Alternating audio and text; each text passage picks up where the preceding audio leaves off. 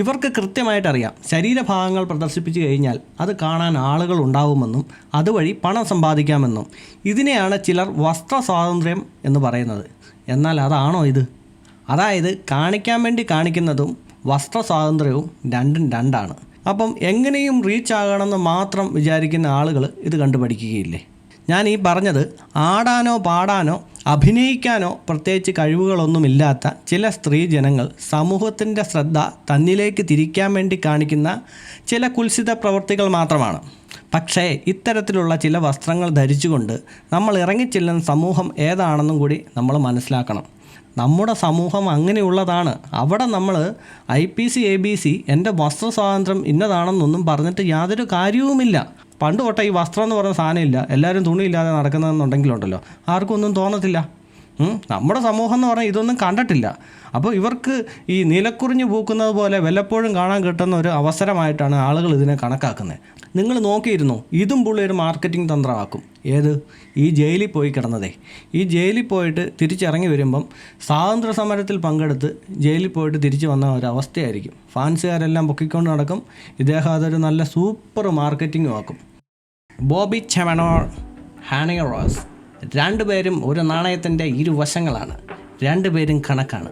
അതായത് both are mathematics. ഞാൻ ഇനി പറയുന്നത് നിങ്ങൾ ശ്രദ്ധിച്ച് കേൾക്കണം. നമ്മുടെ ഇപ്പോഴത്തെ ഈ കാലഘട്ടത്തിൽ ഒരാൾക്ക് പെട്ടെന്ന് പോപ്പുലർ ആകണം എന്നുണ്ടെങ്കിൽ അതിന് 2 ഓപ്ഷനുകളാണുള്ളത്. സ്ത്രീക്ക് വേറെ ഓപ്ഷൻ, പുരുഷന് വേറെ ഓപ്ഷൻ. പുരുഷനാണെന്നുണ്ടെങ്കിൽ നമ്മൾ അശ്ലീല ചുവയുള്ള നല്ല വർത്തമാനങ്ങൾ സംസാരിക്കുക, അല്ലെങ്കിൽ നടുറോട്ടിൽ ഇരുന്ന് തുള്ളുക, നല്ല പച്ചത്തെറികൾ പറയുക. ഇതിനെ ഇപ്പോഴത്തെ കാലഘട്ടത്തിൽ മാസ് എന്നാണ് പറയപ്പെടുന്നത്. അപ്പോൾ അങ്ങനെ പറയുമ്പോൾ ആണുങ്ങൾക്ക് പെട്ടെന്ന് പോപ്പുലർ ആകാൻ സാധിക്കും. ഇനി മറിച്ച് സ്ത്രീകളെ സംബന്ധിച്ചാണെന്നുണ്ടെങ്കിൽ പെട്ടെന്ന് പോപ്പുലർ ആകണം എന്നുണ്ടെങ്കിൽ തുണി അഴിച്ചിട്ട് തുള്ളുക. അതാണ് ഇപ്പോഴത്തെ കാലഘട്ടത്തിൽ നടക്കുന്ന ഒരു സംഭവ വികാസം. ഇതിന് ഏറ്റവും വലിയ ഉദാഹരണമാണ് നിങ്ങൾ ഇൻസ്റ്റാഗ്രാം പോലുള്ള സോഷ്യൽ മീഡിയ പ്ലാറ്റ്ഫോമുകളിൽ കയറി നോക്കിയാൽ പെട്ടെന്ന് റീച്ചാകാൻ ഇങ്ങനെയുള്ള ചില പൊടി നമ്പറുകൾ ചിലർ ഉപയോഗിക്കുന്നുണ്ട്. അതൊരു സത്യാവസ്ഥ തന്നെയാണ്. ഞാൻ ഈ പറഞ്ഞത് എല്ലാ പുരുഷന്മാരെയും എല്ലാ സ്ത്രീകളെയും ഉദ്ദേശിച്ചാണെന്ന് നിങ്ങൾ ഒരു കാരണവശാലും വിചാരിക്കരുത്, ഒരിക്കലും തെറ്റിദ്ധരിക്കുകയും ചെയ്യരുത്. അതായത് നമ്മുടെ ഇപ്പോഴത്തെ കാലഘട്ടത്തിൽ നടക്കുന്ന ഒരു നഗ്ന സത്യമാണിത്. ബുദ്ധിയും വിവേകവുമുള്ള മനുഷ്യന്മാർക്ക് ഞാൻ ഈ പറഞ്ഞത് സത്യാവസ്ഥയാണെന്ന് മനസ്സിലാക്കിയെടുക്കാവുന്നതേ ഉള്ളൂ. ആദ്യമേ നമുക്ക് എന്ത് ചെയ്താലും വേണ്ടില്ല, എത്രയും പെട്ടെന്ന് പോപ്പുലർ ആകണം എന്ന് വിചാരിക്കുന്ന സ്ത്രീകളെക്കുറിച്ച് സംസാരിക്കാം. ഇത്തരം സ്ത്രീകൾ ആളുകളുടെ ലൈംഗിക ദാരിദ്ര്യത്തെയാണ് ചൂഷണം ചെയ്യുന്നത്. ഇവർക്ക് കൃത്യമായിട്ടറിയാം ശരീരഭാഗങ്ങൾ പ്രദർശിപ്പിച്ചു കഴിഞ്ഞാൽ അത് കാണാൻ ആളുകൾ ഉണ്ടാവുമെന്നും അതുവഴി പണം സമ്പാദിക്കാമെന്നും. ഇതിനെയാണ് ചിലർ വസ്ത്ര സ്വാതന്ത്ര്യം എന്ന് പറയുന്നത്. എന്നാൽ അതാണോ ഇത്? അതായത് കാണിക്കാൻ വേണ്ടി കാണിക്കുന്നതും വസ്ത്ര സ്വാതന്ത്ര്യവും രണ്ടും രണ്ടാണ്. ഇനി ഇതിൻ്റെ ദൂഷ്യവശങ്ങൾ ഞാൻ പറഞ്ഞുതരാം. അതായത് ഇപ്പോഴത്തെ കാലഘട്ടത്തിൽ ഇൻ്റർനെറ്റ് എല്ലാവരുടെയും വിരൽത്തുമ്പിലാണല്ലോ ഉള്ളത്, അതായത് കുട്ടികളുടെ അടക്കം. അപ്പോൾ ഈ കുട്ടികൾ എന്താണ് കാണുന്നത്, അല്ലെങ്കിൽ മുതിർന്നവരായിട്ടുള്ളവരും എന്താ കാണുന്നത്? അവർ ഇൻ്റർനെറ്റ് തുറന്നു കഴിയുമ്പോഴത്തേക്കും ഇങ്ങനെയുള്ള, അതായത് ചില സ്ത്രീകൾ കാണിക്കുന്നതെല്ലാം കാണുന്നു. അപ്പം എങ്ങനെയും റീച്ച് ആകണമെന്ന് മാത്രം വിചാരിക്കുന്ന ആളുകൾ ഇത് കണ്ടുപഠിക്കുകയില്ലേ? അത് സമൂഹത്തെ ദൂഷ്യമായി ബാധിക്കുമോ ഇല്ലയോ?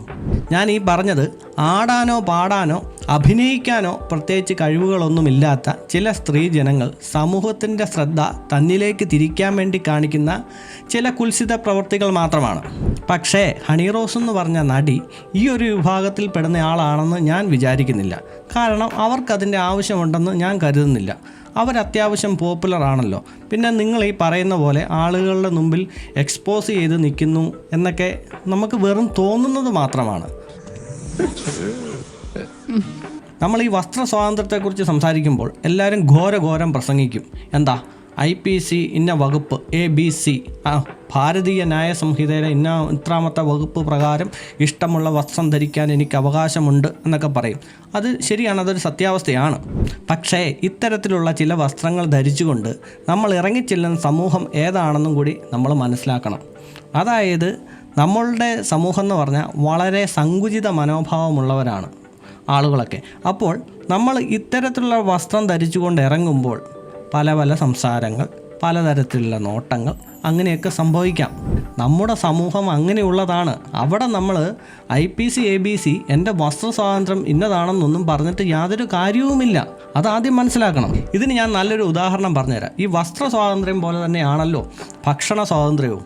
നമ്മുടെ കേരളത്തിലൊക്കെ പക്ഷേ ചില നോർത്ത് സ്റ്റേറ്റിലോട്ടൊക്കെ ചെന്ന് കഴിഞ്ഞാൽ നമുക്ക് ബീഫ് കഴിക്കാൻ പറ്റുമോ? വേണ്ട, ബീഫെന്ന് മിണ്ടാൻ പറ്റുമോ?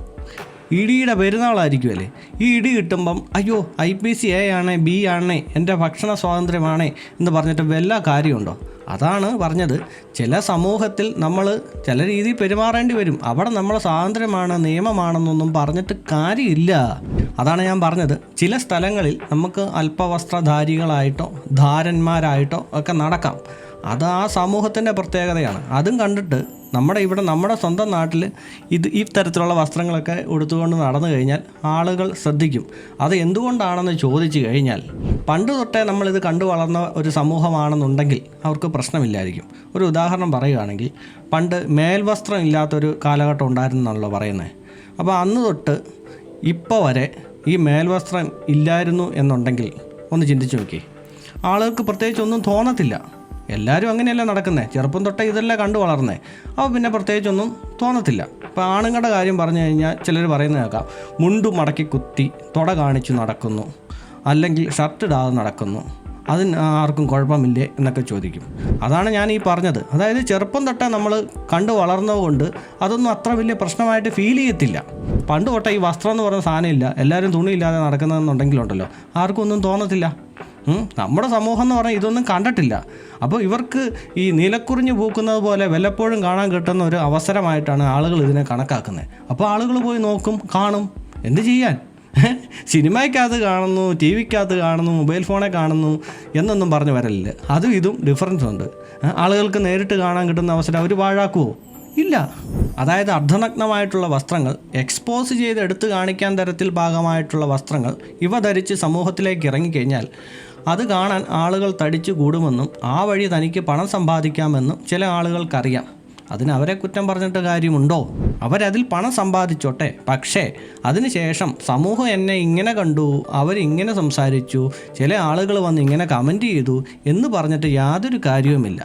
ഇപ്പോഴും ഞാൻ പറയുന്നു, ഇത് ഞാൻ പ്രത്യേകിച്ച് ആരെയും ഉദ്ദേശിച്ചു എടുത്തു പറയുന്നതല്ല. ഞാൻ പൊതുവെ നമ്മുടെ സമൂഹത്തിൽ നടക്കുന്ന ഒരു കാര്യം പറഞ്ഞു എന്ന് മാത്രമേ ഉള്ളൂ. ഞാൻ പൊതുവെ പറഞ്ഞതാ. ഇനി നമുക്ക് പുരുഷൻ്റെ കാര്യത്തിലേക്ക് വരാം. അവിടെ വരുമ്പോഴാണ് മറ്റൊരു പ്രശ്നം. പുരുഷനെ സംബന്ധിച്ചിടത്തോളം അവൻ്റെ അർദ്ധനഗ്നമേനി പ്രദർശിപ്പിച്ചിട്ട് പ്രത്യേകിച്ച് കാര്യമൊന്നുമില്ല. അങ്ങനെ വല്ലതും പ്രദർശിപ്പിച്ച് കഴിഞ്ഞാൽ ചെവിക്കലിൻ്റെ നല്ല അടി കിട്ടും. അപ്പോൾ അവൻ ചെയ്യേണ്ടത് മറ്റൊരു കാര്യമാണ്, അശ്ലീല വർത്താനം പറയുക, അല്ലെങ്കിൽ കുറച്ച് നന്മമരം കളിക്കുക. അശ്ലീല ചൊവ്വയും അല്ലെങ്കിൽ നല്ല തെറിയും ഒക്കെ വിളിക്കുന്ന ആളുകളെ പൊതുവെ ഇപ്പോൾ പറയുന്നത് മാസ് എന്നാണ് പറയുന്നത്. അപ്പോൾ അവരുടെ പുറകെ കുറേ ആളുകൾ കൂടും. നല്ല പച്ചയ്ക്ക് സ്റ്റേജിൽ കയറിയെന്ന് പറഞ്ഞാലും അല്ലെങ്കിൽ 4 ആൾ കൂടുന്നിടത്ത് നിന്നാലും നല്ല വർത്താനം അങ്ങോട്ട് പറയുക, അലറുക, തെറി വിളിക്കുക, തുള്ളുക, എന്ത് കോപ്രായം വേണമെങ്കിലും കാണിക്കാൻ റെഡിയാകുക. അങ്ങനെ കാണിച്ചു കഴിഞ്ഞാൽ പുറകെ ആളുകൾ കൂടും. മനസ്സിലായോ?